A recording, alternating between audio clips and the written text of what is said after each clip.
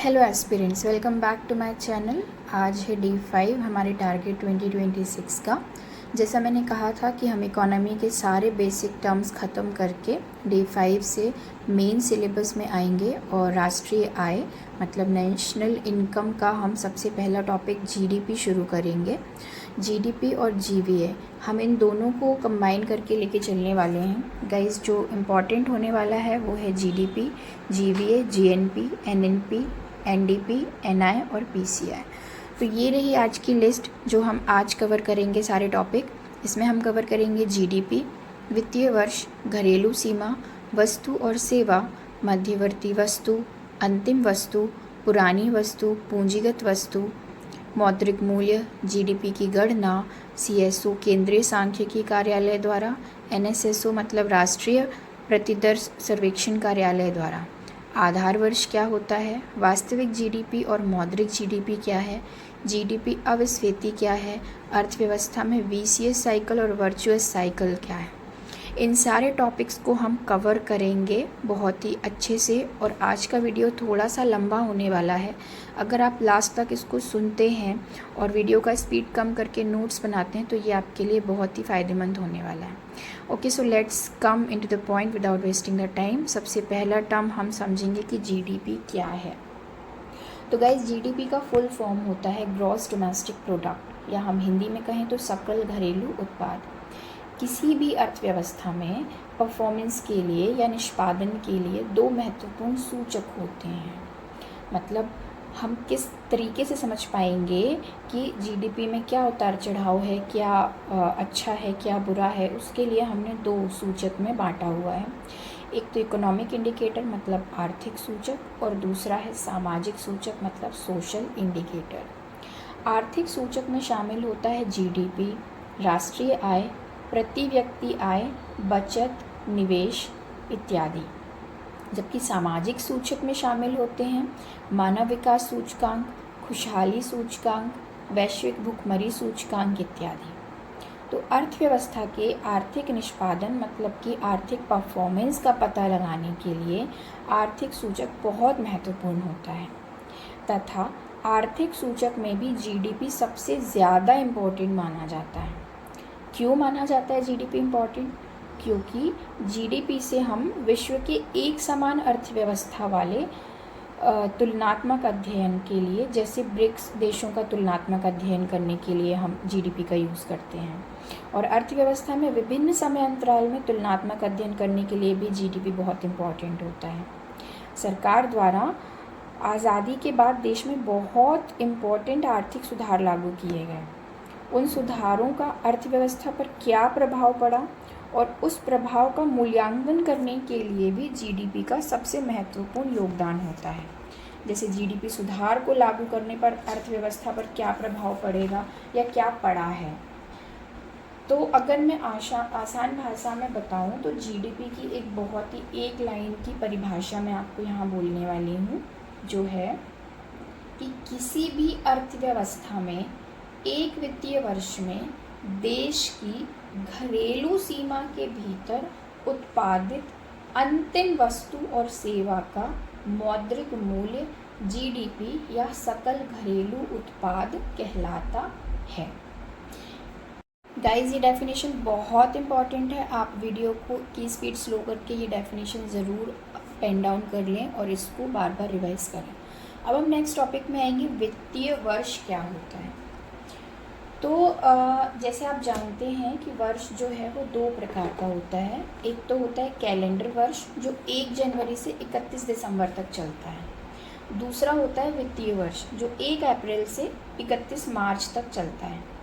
अभी प्रेजेंट में अगर हम देखें तो वर्ष 2020-21 में सरकार ने ये निर्णय लिया था कि आरबीआई के लेखांकन वर्ष जो कि पूर्व में 1 जुलाई से 30 जून का था, उसे अब बदलकर वित्तीय वर्ष मतलब 1 अप्रैल से 31 मार्च तक कर दिया गया। भारत में जीडीपी की गणना या आंकड़े दो प्रकार से जारी किए जाते हैं।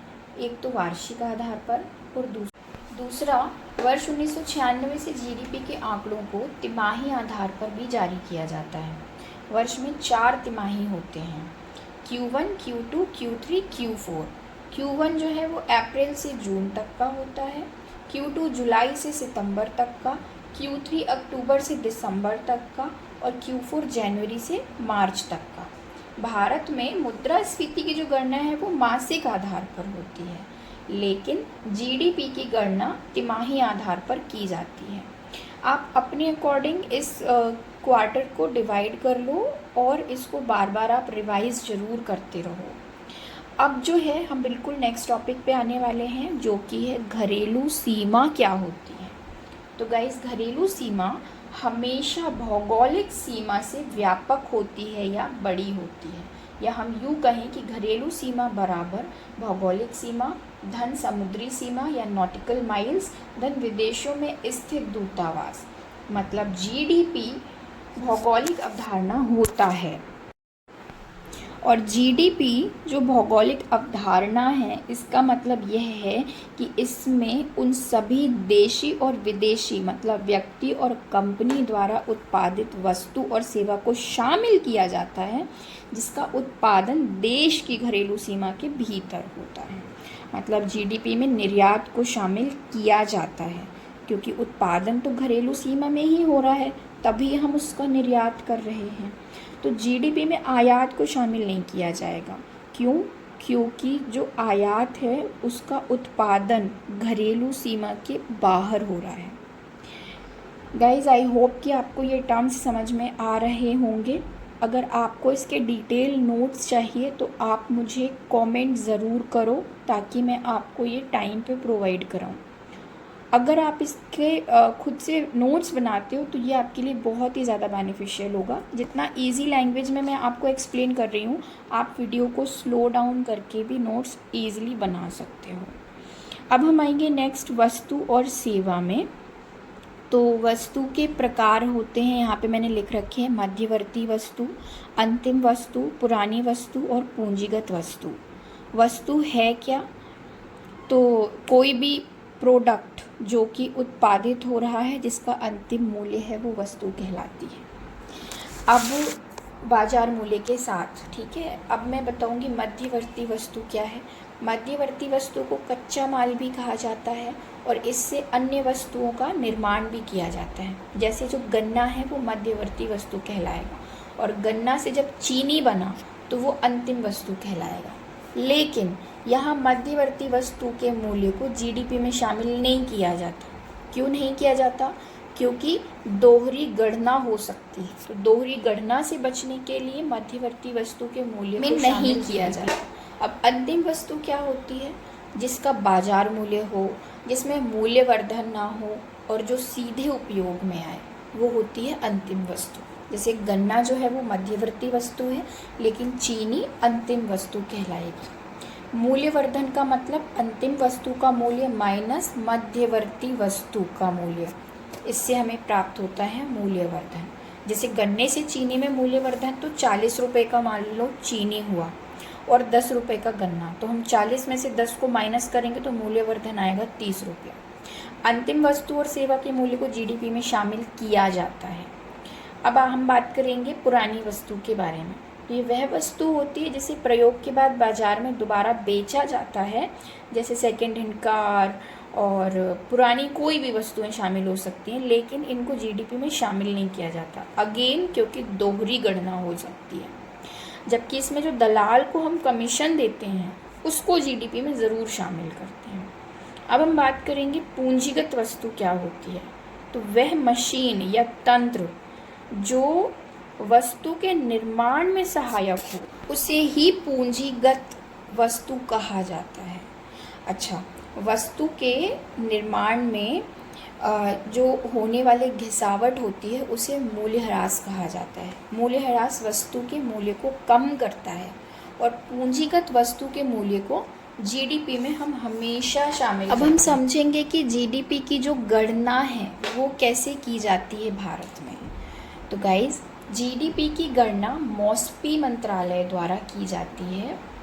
मॉस्पी का फुल नेम बता दूं, ministry of statistics and programme implementation, सांख्यिकी एवं कार्यक्रम क्रियान्वयन मंत्रालय। तो भारत में जीडीपी की गणना तिमाही आधार पर एनएसओ, जो कि किससे संबंधित है, मॉस्पी से। एनएसओ का पूरा नाम नेशनल स्टैटिकल ऑफिस, राष्ट्रीय सांख्यिकीय कार्यालय, इसके द्वारा की जाती है। और जो एनएसओ है वो मॉस्पी मंत्रालय के अंतर्गत आता है। मॉस्पी मंत्रालय के अंतर्गत पहले मतलब पूर्व में 2 कार्यालय थे, एक था सीएसओ मतलब सेंट्रल स्टैटिकल ऑफिस, और एक था एनएसएसओ मतलब नेशनल सैंपल सर्वे ऑफिस, जिसका 2019 में विलय करके एक ही कार्यालय बना दिया गया, जिसको हम अब आज जानते हैं एनएसओ मतलब नेशनल स्टैटिकल ऑफिस के नाम से। और इसका जो मुख्यालय है वो नई दिल्ली में है। छोटे छोटे टर्म्स बताऊंगी गाइज। जो सीएसओ है सेंट्रल स्टैटिकल ऑफिस, उसकी स्थापना 1951 में हुई थी और इसका मुख्यालय जो है वो नई दिल्ली में था। क्षेत्रीय मुख्यालय जो है वो कोलकाता में था और ये गणना करने का कार्य करता था, मतलब जीडीपी, राष्ट्रीय आय और मुद्रास्फीति इत्यादि की गणना। वैसे ही एनएसएसओ मतलब नेशनल सैंपल सर्वे ऑफिस की जो स्थापना है वो 1950 में की गई थी और इसका जो मुख्यालय है वो कोलकाता में था। इसका क्षेत्रीय मुख्यालय नई दिल्ली में था, मतलब दोनों का ऑपोजिट। और ये सर्वे करने का कार्य करता था, मतलब गरीबी, बेरोजगारी, कृषि भूमि, असंगठित क्षेत्र इत्यादि की गणना। तो भारत में रोजगार की जो गणना है वो श्रम मंत्रालय द्वारा की जाती है, जिसका विभाग का नाम है श्रम ब्यूरो। और अब हम बात करेंगे आधार वर्ष की। तो जीडीपी आधार वर्ष वर्तमान में 2011-12 है। सरकार जल्द ही जीडीपी के आधार वर्ष को परिवर्तित करके 2017-18 करना चाहती है। आधार वर्ष क्या होता है ये आप सोच रहे होंगे। तो आधार वर्ष वह वर्ष होता है जिसका प्रयोग गणना में किया जाता है, क्योंकि यह गणना का आधार माना जाता है। किसी भी वर्ष को आधार वर्ष मानने के लिए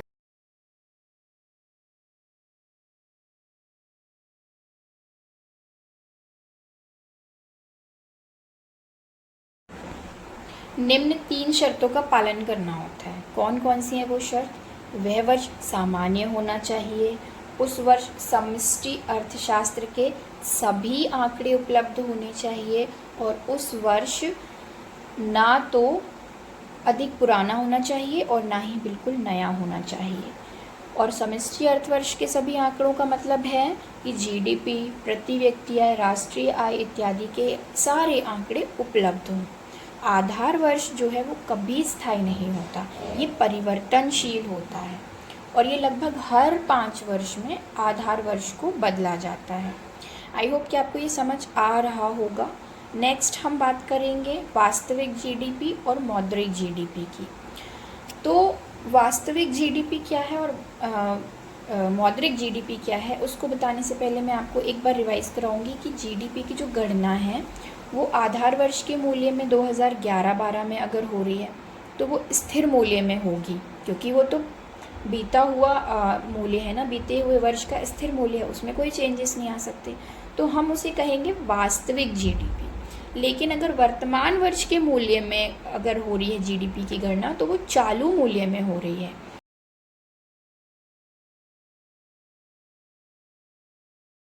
जीडीपी अर्थव्यवस्था के लिए बेहतर माना जाता है, कारण वास्तविक जीडीपी में मुद्रास्फीति का प्रभाव शामिल नहीं होता और मौद्रिक जीडीपी में मुद्रास्फीति का प्रभाव शामिल होता है। अतः वास्तविक जीडीपी में वृद्धि अनिवार्य रूप से वस्तु और सेवा के उत्पादन में वृद्धि को प्रदर्शित करता है। इस प्रकार यह रोजगार वृद्धि में भी सहायक होता है। मौद्रिक जीडीपी में वृद्धि अनिवार्य रूप से वस्तु और सेवा के उत्पादन में वृद्धि नहीं करता, बल्कि मूल्य में वृद्धि भी मौद्रिक जीडीपी को बढ़ा सकता है। इसीलिए यह आवश्यक नहीं है कि मौद्रिक जीडीपी में वृद्धि रोजगार वृद्धि में सहायक होगा। इसीलिए वास्तविक जीडीपी अधिक बेहतर माना जाता है। आई होप कि आपको ये बहुत अच्छे से समझ आ रहा होगा। अगर नहीं तो आप वीडियो को स्लो करके इसकी स्पीड को कम करके दोबारा सुनिए और अपने हाथ से नोट्स बनाइए, जो आपको बहुत ज़्यादा हेल्प करेगा। अब हम बात करेंगे जीडीपी डिफ्लेटर की।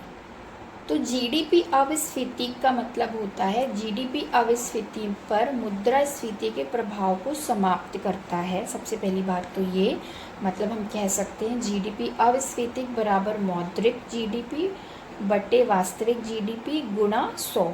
मतलब जीडीपी अविस्फीतिक मुद्रास्फीति की गणना का सबसे व्यापक रूप माना जाता है, किंतु इसके बावजूद भारत में मुद्रास्फीति की गणना में जीडीपी अविस्फीतिक का प्रयोग नहीं किया जाता।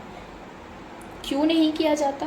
क्योंकि मुद्रास्फीति की गणना मासिक आधार पर होती है और जीडीपी अविस्फीति की गणना तिमाही आधार पर होती है। अब हम कंटिन्यू करेंगे अर्थव्यवस्था में वर्चुअस साइकिल और वीसीएस साइकिल। तो सबसे पहले हम समझेंगे कि वर्चुअस साइकिल क्या है। देखो, अगर समृद्धि दर बढ़ती है तो जीडीपी में वृद्धि होगी, उत्पादन में वृद्धि होगी, रोजगार वृद्धि होगी, आय वृद्धि होगी, बचत में वृद्धि, निवेश में वृद्धि, उत्पादन क्षमता में वृद्धि और उत्पादन में वृद्धि।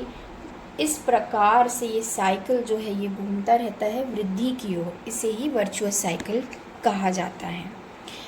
मतलब कि वृद्धि होने की जो साइकिलिंग है उसे हम वर्चुअस साइकिल कहते हैं।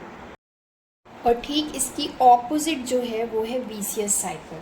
मतलब समृद्धि दर में कमी, जीडीपी में कमी, उत्पादन में कमी, रोजगार में कमी, आय में कमी, बचत में कमी, निवेश में कमी, उत्पादन में कमी, उत्पादन क्षमता में कमी, जीडीपी में कमी। और इसी वजह से ये साइकिल जो है ये क्या कहलाता है? वीसीएस साइकिल, क्योंकि इसमें समृद्धि दर हमेशा कम रहती है।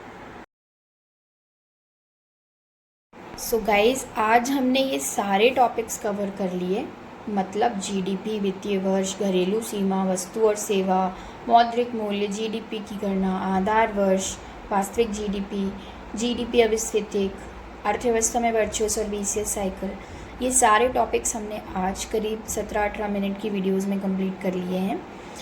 आप इस वीडियो को बार बार सुनिए, अपने हैंड रिटन नोट्स बनाइए। ये चीज़ मैं बार बार इसलिए बोल रही हूँ कि अगर आपने अपने हैंड रिटन नोट्स नहीं बनाए या इसका रिवीजन नहीं किया तो इसको देखने का कोई भी सेंस नहीं बनेगा।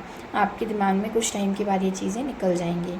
ऐसे ही आप भी लगे रहिए और पढ़ते रहिए, अच्छे से मेहनत करते रहिए। हम ज़रूर साथ में मिलकर 2026 को टारगेट करेंगे और कर रहे हैं। और thank you so much. Videos को शेयर, लाइक और कमेंट ज़रूर करिए, उससे मुझे भी मोटिवेशन मिलेगा। और जिनको नीड है उन्हें ज़रूर शेयर करिए। Okay guys, thank you so much.